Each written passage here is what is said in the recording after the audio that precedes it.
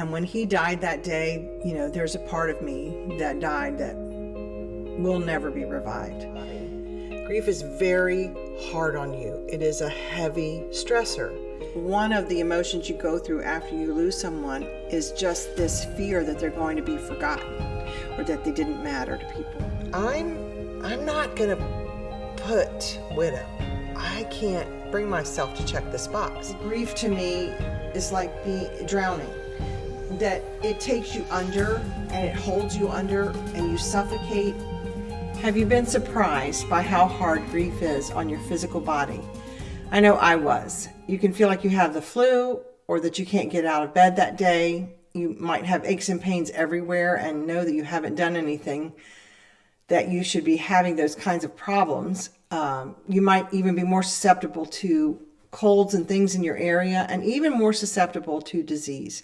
And I won't get into trying to explain a lot of things medically because that is not my profession and not an area I understand but so well. But things that I have read clearly explain that your body puts out chemicals that can cause the physical being to just be in overdrive. And that overdrive causing you to run wide open and opening you up to other problems and being susceptible to pain. So I just want to remind you, it's not that you can necessarily get away from that and experience none of that, but I want to remind you that you need to have some self-care during this time. You need to just try to equip yourself to go through what this does to the body. So you want to be on top of the things that you can be. And I know that that might sound counterproductive when you can hardly put one foot in front of the other for me to say, take care of yourself right now. But there are some things that you can do to help yourself be better equipped as you go through this difficult journey on your body. One would be food and drink. Drink plenty of water. That goes without saying, but I'll repeat it now because maybe you just need to hear it. Also, healthier food choices. You want to get lots of nutrition right now. And I don't just mean healthy food choices to lose weight or something like that. I mean food choices that just give you nutrients that will help your body fight things off and help give you strength at a time when you just don't have it. I know for myself personally, I have an aunt that is very health conscious and she has done a lot of research and she's eaten healthy for a long time. And so I just messaged her and said, give me some ideas. How do you eat and what do you eat? And she did give me some lists. She even took some pictures of her groceries while she was unloading them from the grocery store. So it might be, a program that you want to invest in or someone you might want to listen to, but it also might be something as simple as messaging someone that you know already eats healthy and asking them for some recipe ideas or some places to get food from or some choices that might give you plenty of nutrients right now. Another thing I would mention would be to get exercise. And by exercise, it doesn't have to be a program or going to a gym. I know right now you probably don't even want to be around somebody if you are grieving heavily. But you can just walk. Get out and walk by yourself or with somebody.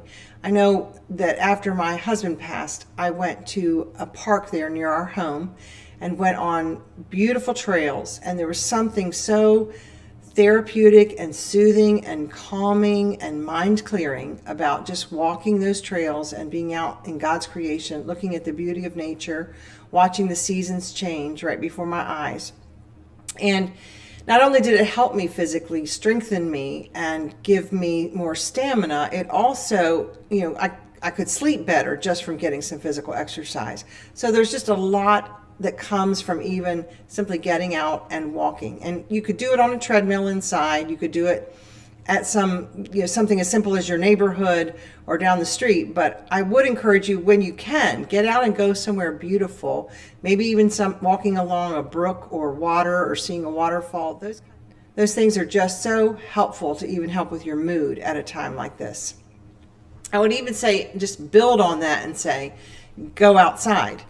Maybe just sit and let the sun hit your face or a breeze come across you. Maybe to even let the rain hit you in the face. Sometimes you're so numb from the grief that you're going through that the physical things outside can just help your senses. Even sitting by a fire at a fire pit, maybe something you would do inside like nap or read, you could just take it outside. But getting outdoors is very good for you right now. Music did so much to get me through some of my toughest and earliest days on my grief journey.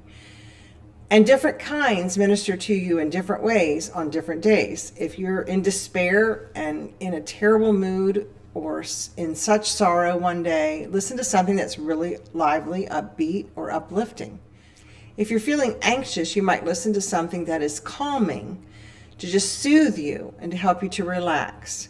If you're awake, you might need something that soothes you to help you to be able to go to sleep. There may be special songs that you want to listen to often because something in this song is a message that you need right now, or helps gird up your strength even, I guess I should say. I also want to mention how important it is for you to get rest at a time like this.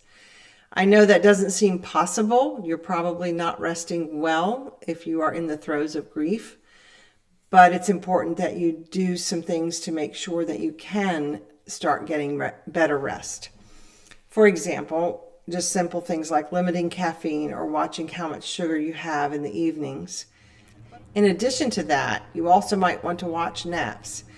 I say that with caution because naps may be all that you can do at a time like this if you're staying up half the night, tossing, turning, wrestling, can't sleep, thoughts running through your head, or even grieving and crying. But I would limit naps or time them because they, of course, are going to turn around the next night and contribute to not being able to sleep.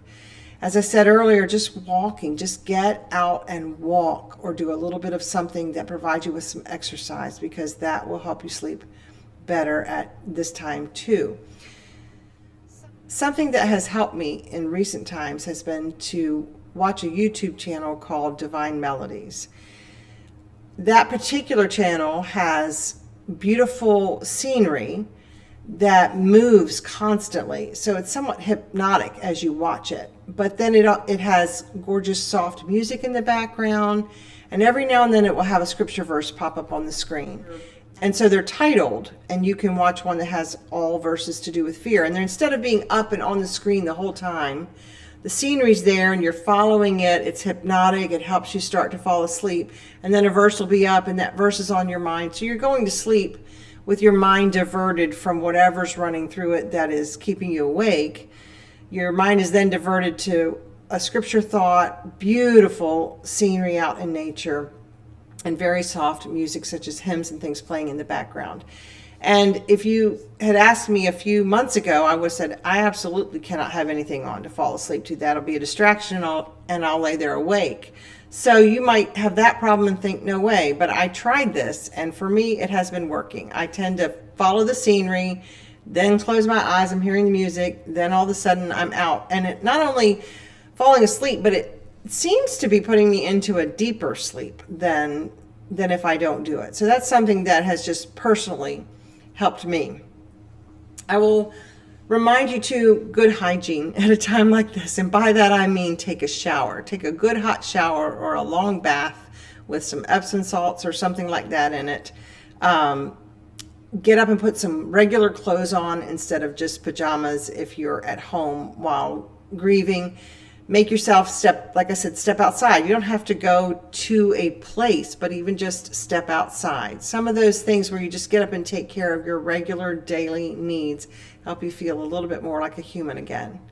And then I would say no and say yes to things. By that I mean, if you really can't go somewhere or be around people right now on a certain day that you're grieving, then say no to those things. But sometimes you need to say yes and get back out there and do some things, even if you just do it out of rote memory, even if it's just you're habitually going through the motions, because these kinds of things will help you to get back out there and to be able to be with other people. And I will say that sometimes you're going to come back from something you went to and think, why did I even go? I didn't really have fun. But it's important for you and for your body that you get back out and you do things around and with people. God made us to be around other people and to interact with people.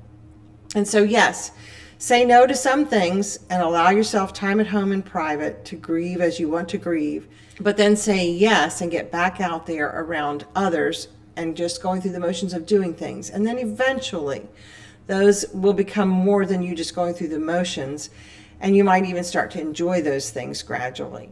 Getting back out to everyday life and events that you were a part of, or being around people that you hung out with, is part of the journey of accepting that you have to go on without your person, or that you have to go on in the circumstance that caused you grief.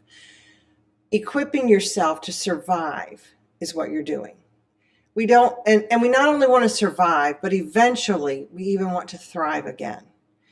God's plan and purpose is not for you to be miserable, even though it feels like that right now. He's going to equip you to go on in life with just you, without your person. In Psalm 36:9, the scriptures say, "For with thee is the fountain of life, and in thy light shall we see light."